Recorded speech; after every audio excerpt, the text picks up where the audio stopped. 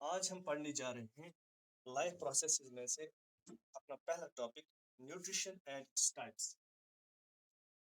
Nutrition and its types, जो कि हमने कल पहले ही पढ़ा था। लाइफ प्रोसेसेस में एक अहम प्रोसेस है वो न्यूट्रिशन है। तो इससे पहले आपको मालूम होना चाहिए कि जितनी भी जानदार चीजें हैं उनको लाइफ प्रोसेसेस को चलाने के लिए या लाइफ प्रोसेसेस के लिए एनर्जी की जरूरत होती है। So energy is needed for life process. Energy is needed for life processes. जितनी भी लाइफ प्रोसेसेस हमारी बॉडी में या जानदार चीजों में होती हैं उनके लिए एनर्जी की जरूरत होती है। अब जितनी भी जानदार चीजें हैं जो लिविंग ऑर्गेनिजम्स हैं, they obtain energy from food. Living organisms जो होते हैं they obtain energy from food. Obtain energy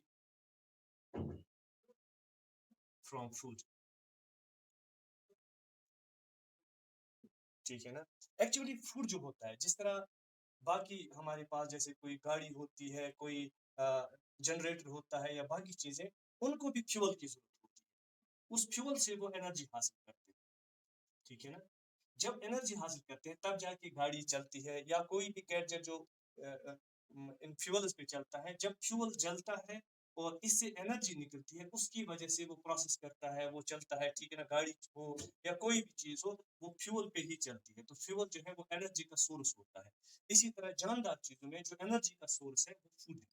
so food जो है ये जानदार चीजों के लिए एनर्जी का सोर्स है to carry out different life process. For example, अगर हम कोई एक्टिविटी करते हैं, एक्टिविटीज के दौरान क्या होता है, वी नीड मोर एनर्जी। जब हम कोई एक्टिविटी करते हैं, फॉर एग्जाम्पल हम बात करते हैं, हम दौड़ते हैं, खाते हैं, पीते हैं, बात करते हैं या कोई भी काम करते हैं, उन एक्टिविटीज के दौरान ज्यादा एनर्जी की जरूरत होती है। यानी एक्टिविटीज जब भी कोई जानदार चीज करता है, मूवमेंट करता है। फूड जो है is an organic substance, like glucose होता है, स्टार्च होता है, ठीक है ना, या जिनको हम कहते हैं कार्बोहाइड्रेट्स, जैसे कार्बोहाइड्रेट्स, प्रोटीन्स, फैट्स। मुख्तलिफ सूरतों में कार्बोहाइड्रेट्स हम मुख्तलिफ सूरतों में खाते हैं, प्रोटीन हम मुख्तलिफ सोर्सेज से हासिल करते हैं, फैट्स हम मुख्तलिफ सोर्सेज से हासिल करते हैं, और इसी तरह वाइटामिन होते हैं या मिनरल्स होते हैं जो हमारे जिस्म के लिए जरूरी होते हैं। तो इन सब को कलेक्टिवली हम कहते हैं ये फूड है, बिकॉज ये सभी जो न्यूट्रिएंट्स इनको हम कहते हैं, या जैसे कार्बोहाइड्रेट्स, प्रोटीन या फैट्स या मिनरल्स हैं, ये एनर्जी गिविंग सब्सटेंसेस होते हैं, यानी इनसे हम एनर्जी हासिल कर सकते हैं। तो जिस एनर्जी से बाकी लाइफ एक्टिविटीज चलती हैं। सो अब हम बात करेंगे, क्योंकि हम पढ़ रहे हैं आज न्यूट्रिशन एंड इट्स टाइप्स। पहले हम देखेंगे न्यूट्रिएंट किसको कहेंगे आप, ठीक है ना। इतना तो आपको समझ आ गया। अब न्यूट्रिएंट क्या है? Just nutrient is a substance which an organism obtains from its surroundings. तो हम लिखेंगे न्यूट्रिएंट किसको कहते हैं। न्यूट्रिएंट असल में ग़िज़ाई होती है। न्यूट्रिएंट वो चीज होती है जिसे एनर्जी जानदार चीजें हासिल करते हैं अपनी लाइफ एक्टिविटीज को चलाने के लिए। So a nutrient is a substance, कोई भी चीज, ठीक है ना, which an organism obtains from its surroundings, which an organism obtains from its surroundings।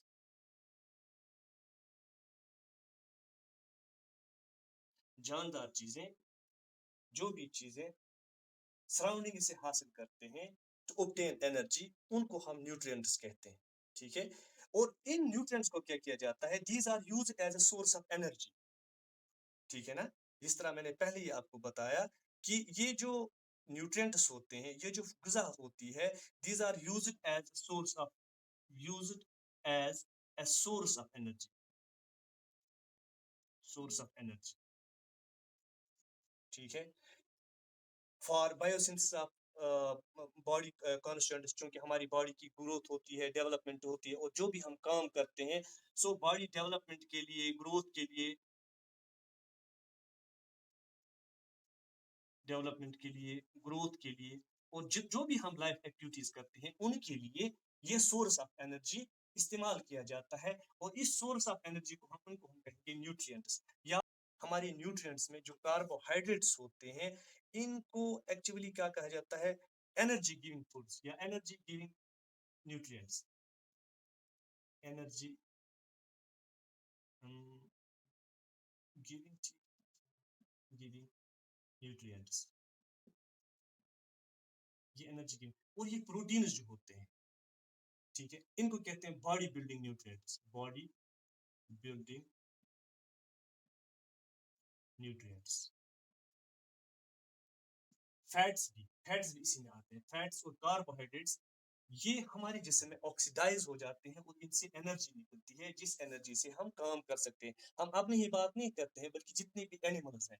और इसी तरह जो प्रोटीन्स होते हैं, इनसे हमारे जिस्म में ग्रोथ और डेवलपमेंट होती है। तो इसलिए इनको कहा जाता है कि they are used for biosynthesis of body constants. यानी वही है ना, बॉडी न्यूट्रिएंट्स या बॉडी बिल्डिंग। तो हम इसको ऐसे भी लिखते हैं, बायोसिंथेसिस ऑफ बॉडी कॉन्स्टेंट्स। ठीक है, बॉडी कॉन्स्टेंट्स, जो कि हमारी जिस्म में जो जितने भी एनिमल्स हैं, ये ग्रो होते हैं, ये रिप्रोड्यूस करते हैं, अपनी नस्ल को आगे बढ़ाते हैं।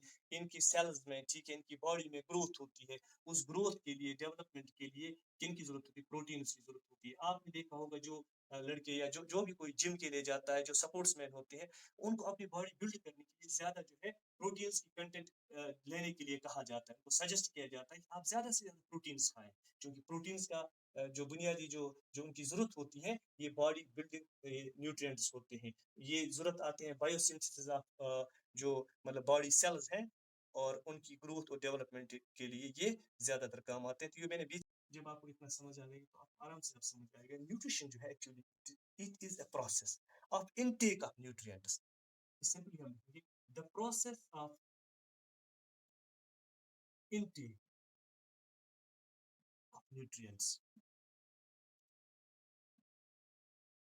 जो हम न्यूट्रिएंट्स, जो हम ग़िज़ाएँ, जो हम फूड ले लेते हैं, खाते हैं, या जितने भी एनिमल्स यूटिलाइज करते हैं, ले लेते हैं, उस प्रोसेस को न्यूट्रिशन कहते हैं। So nutrition is simply a process of intake of nutrients. जैसे न्यूट्रिएंट्स में क्या आता है, आप यहाँ पे लिखेंगे भी कार्बोहाइड्रेट्स, इसी तरह प्रोटीन्स, फैट्स, जिस तरह हमने अभी पढ़ा, ठीक है, इसी तरह कुछ विटामिन्स,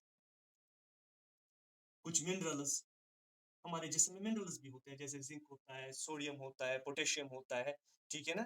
तो ऐसे न्यूट्रिएंट्स, ऐसे फूड्स को लेना जिनमें न्यूट्रिएंट्स हो, यानी न्यूट्रिएंट्स कौन होते हैं? जो एनर्जी प्रोवाइड करते हैं। इस प्रोसेस को न्यूट्रिशन कहते हैं। So nutrition is just a process. और उसके बाद जब हम इनटेक करते हैं, ले लेते हैं, उसके बाद बात क्या होती है? It is digestion and utilization for growth and development. It is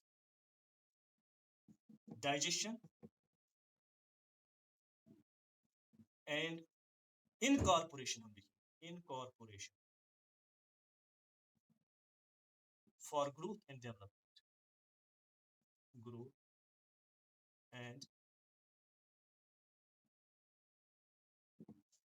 अब न्यूट्रिशन वो प्रोसेस है जिसके जरिए जानदार चीजें गजा हासिल करते हैं, गजा ले लेते हैं, और उसके बाद उसकी डाइजेशन होती है।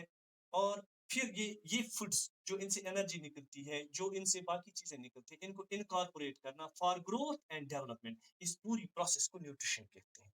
अब जब न्यूट्रिशन जो है टू टाइप्स थी, ब्रॉडली टू टाइप्स थे। उसके बाद और भी टाइप्स हैं, वो हम आगे पढ़ेंगे। पहला है ऑटो न्यूट्रिशन, और दूसरा है हेटेरोट्रॉपिक न्यूट्रिशन, वो हम बाद में पढ़ेंगे।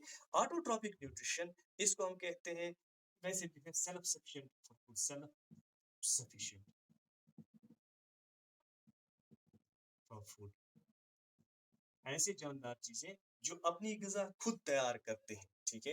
Autotrophic nutrition is that mode of nutrition, ये न्यूट्रिशन की वो टाइप है, वो मोड है, वो तरीका है, ठीक है, in which an organism synthesises its own food. The process, the mode of nutrition, ऐसे हम लिखेंगे, the mode of nutrition in which an organism synthesizes its own food from inorganic substances, from inorganic substance। अब मैं समझाऊंगा आपको ये inorganic substances क्या होते हैं, ठीक है।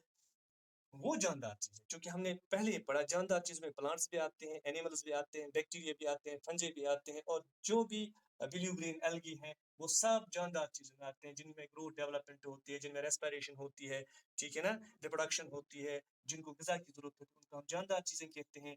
अब वो मोड ऑफ न्यूट्रिशन जिसमें वो तरीका जिसमें जानदार चीजें ग़िज़ा हासिल करते हैं खुद ब खुद, यानी खुदकार, यानी ऑटोमेटिकली, यानी उनमें वो क्या होता है, in which organism synthesise their own food from inorganic substance. Inorganic substance का मतलब होता है, इन एक तो हो गया ऑर्गेनिक सब्सटेंसेस, वो ऑर्गेनिक जिनका ओरिजिन जानदार चीजों से हो। इनऑर्गेनिक सब्सटेंस में जैसे कार्बन डाइऑक्साइड, जैसे वाटर, ठीक है, जैसे सनलाइट, क्योंकि सनलाइट में क्या होता है, इसमें एनर्जी होती है, तो इन कार्बन डाइऑक्साइड और वाटर, इनको हम कहेंगे ये इनऑर्गेनिक सब्सटेंसेस है। तो दूसरे लफ्जों में हम ये कहेंगे ऑटोट्रॉपिक न्यूट्रिशन वो वाला न्यूट्रिशन होता है जिसमें जानदार चीजें, inorganic substances like carbon and water, ठीक है, या ऑक्सीजन, या उनकी मदद से ग़िज़ा हासिल करते हैं या ग़िज़ा तैयार करते हैं, उसको हम कहते हैं ऑटोट्रॉपिक मोड ऑफ न्यूट्रिशन, क्योंकि ये न्यूट्रिशन का एक मोड है, एक तरीका है, ठीक है ना। तो इसमें कौन कौन से आते हैं, all green plants, all green plants and some bacteria, कुछ बैक्टीरिया, क्योंकि बैक्टीरिया सभी जो है वो, उनमें ये मोड नहीं पाया। जितने भी ग्रीन प्लांट्स होते हैं जिनको हम फोटोसिंथेटिक कहते हैं, या जिनमें क्लोरोफिल पाया जाता है, उनको हम ऑटोट्रॉप्स कहते हैं। जो ग्रीन प्लांट्स होते हैं they manufacture their own food inorganic substances like carbon dioxide and water with the help of process that is called photosynthesis, ठीक है। सो जो भी फोटोसिंथेटिक सिंथेटिक प्लांट्स हैं, ग्रीन प्लांट्स हैं, they manufacture their own food. तो उनमें जो mode of nutrition होता है वो ऑटोट्रॉपिक न्यूट्रिशन होता है। इसी तरह कुछ बैक्टीरिया है, सम बैक्टीरिया, फॉर एग्जांपल आपको याद रखने की जरूरत नहीं है, ग्रीन सल्फर बैक्टीरिया एक होता है, पर्पल सल्फर बैक्टीरिया होता है, और एक होता है एसिडो बैक्टीरिया होता है। इसी तरह ब्लू ग्रीन अलगी, ठीक है, ये ऐसे जानदार चीजें हैं प्लांट्स के अलावा, कुछ बैक्टीरिया और ब्लू ग्रीन एल्गी, जो खुद अपनी ग़िज़ा तैयार करते हैं, यानी दे आर सेल्फ, वो ऑर्गेनिज्म जिनमें ऑटोट्रॉपिक मोड ऑफ न्यूट्रिशन होता है, उनको कहा जाता है ऑटोट्रॉप्स। ये बात भी आप याद रखेंगे, what are autotrophs? Autotrophs are the organisms और प्लांट्स, ठीक है, in which the mode of which can synthesize or which can prepare their own food from inorganic substances like carbon dioxide and water, ठीक है। और इसी तरह heterotrophic mode of nutrition, simple सी बात है, जिस तरह ऑटोट्रॉपिक मोड ऑफ न्यूट्रिशन में जानदार चीजें अपनी ग़िज़ा खुद तैयार करते हैं, हेटेरोट्रॉपिक न्यूट्रिशन जो होता है, हेटेरोट्रॉपिक न्यूट्रिशन,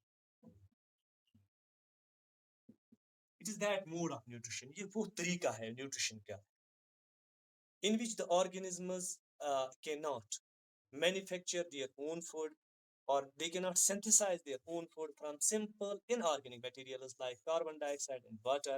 ऐसा मोड ऑफ न्यूट्रिशन, वो तरीका न्यूट्रिशन का, वो तरीका ग़िज़ा हासिल करने का जिसमें जानदार चीजें, कोई भी जानदार चीज, ठीक है, वो अगरचे प्लांट लाइक ही हो, ठीक है, प्लांट्स नहीं, प्लांट लाइक, जैसे फंजे है, चला, जैसे हम यहाँ पे देखते हैं शाजगंज वुचान, गिच वुचान, या ब्रेड मोल्ड आसान, आपने मतलब देखे होंगे ना, वो जो है ना, वो किस कैटेगरी में आते हैं, वो एनिमल्स में भी नहीं आते, प्लांट्स में भी नहीं आते, उनको हम फंजे कहते हैं, ठीक है ना।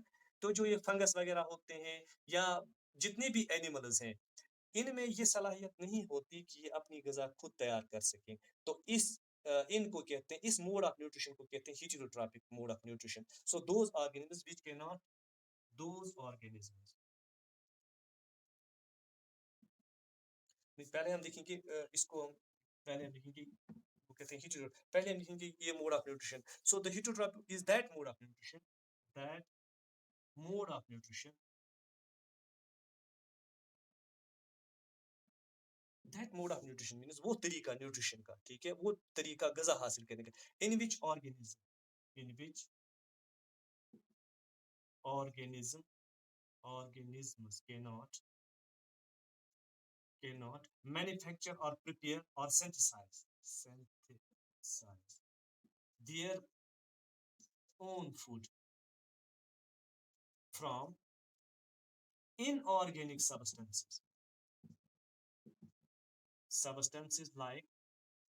like carbon dioxide, water, sunlight, okay extra extra, यानी वो मोड ऑफ न्यूट्रिशन जिसमें जानदार चीजें अपनी गजा तैयार नहीं कर सकती। अब जिन ऑर्गेनिज्म में फॉर एग्जांपल एनिमल्स जितने भी आते हैं उनमें हीटेरोट्रॉपिक मोड ऑफ न्यूट्रिशन है। ऐसे ऑर्गेनिज्म्स को हम कहते हैं हीटेरोट्रॉप्स। सो हीटेरोट्रॉप्स जो होते हैं, हीटेरोट्रॉप्स हीटेरोट्रॉप्स वो वाले ऑर्गेनिज्म्स होते हैं, वो एनिमल्स होते हैं जो अपनी गजा खुद तैयार नहीं कर सकते, ठीक है। Those organism which can not make their own food from inorganic substances like carbon dioxide and water and depend on other organism, वो डिपेंड करते हैं, डिपेंड ऑन अदर ऑर्गेनिज्म्स, वो बाकी ऑर्गेनिज्म पे डिपेंड करते हैं for their food, for their food. जैसे जितने भी एनिमल्स हैं, हम अपनी गजा खुद तैयार नहीं कर सकते। We obtain our food from plants and animals, ठीक है। एनिमल प्रोडक्ट्स है जैसे मिल्क होता है, जैसे एग्स होते हैं, जैसे मीट होता है, और प्लांट प्रोडक्ट्स में जैसे सीरियल्स, ये होते हैं, वेजिटेबल्स होते हैं, फ्रूट्स होते हैं, हम वहां से गजा हासिल करते हैं। इसी तरह जितने भी एनिमल्स हैं इनमें ये हीटेरोट्रॉपिक मोड ऑफ न्यूट्रिशन पाया जाता है, ठीक है ना। तो हाँ,